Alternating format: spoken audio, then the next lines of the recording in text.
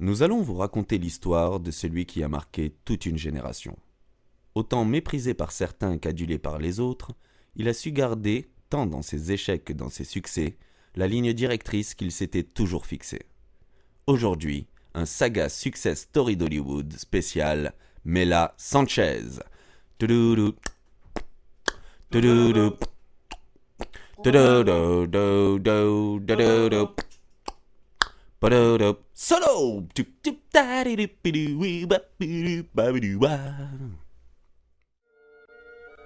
Né sur les trottoirs boueux de Las Plumas et adopté pour 2 $ et un cheeseburger par Jackie et Coco Sanchez, le jeune Mela grandit à Béziers, France, où il passe une scolarité agitée du fait de sa narcolepsie ophtalmo-orbitale aiguë.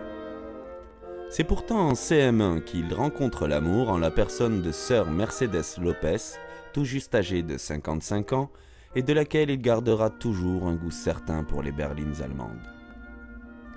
Après une enquête du presbytère et l'accouchement de sa maîtresse, le jeune Mela décide de quitter ses études et l'Europe à bord d'un cargo philippin. Fraîchement débarqué aux States, s'ensuit pour Mela une période de doute qui le verra finir sans abri.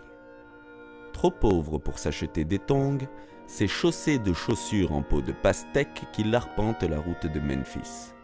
Il dira plus tard, parlant de cette période, « Les chemins mènent à Rome, sauf la route de Memphis, qui ne mène qu'à Memphis !»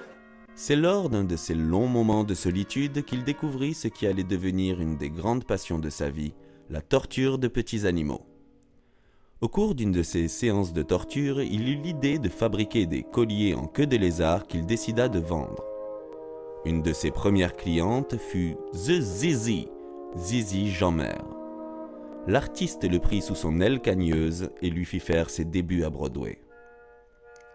Après une enquête de la police des mœurs et l'accouchement de sa maîtresse, le jeune Mela décide de quitter les comédies musicales et les États-Unis.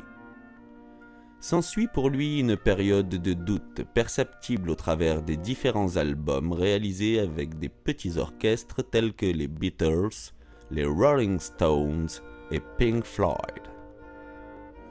Après une tournée éreintante de 10 dates, le jeune Mela décide de mettre un terme à sa carrière de show businessman. On dit alors qu'il aurait dépensé 90% de sa fortune en alcool et en femmes, le reste, il avouera l'avoir gaspillé. C'est sous la pression de ses fans qu'il déclare aujourd'hui sur son site internet son intention de reprendre sa carrière. Jusqu'où ira l'ascension de Mela Sanchez, lui qui a déjà connu tous les sommets? Nul n'a sans doute assez d'imagination pour le dire, même pas son ancien ami Eli S., qu'il accuse aujourd'hui d'antisémitisme. Ainsi s'achève notre saga Success Story d'Hollywood spéciale Mela Sanchez.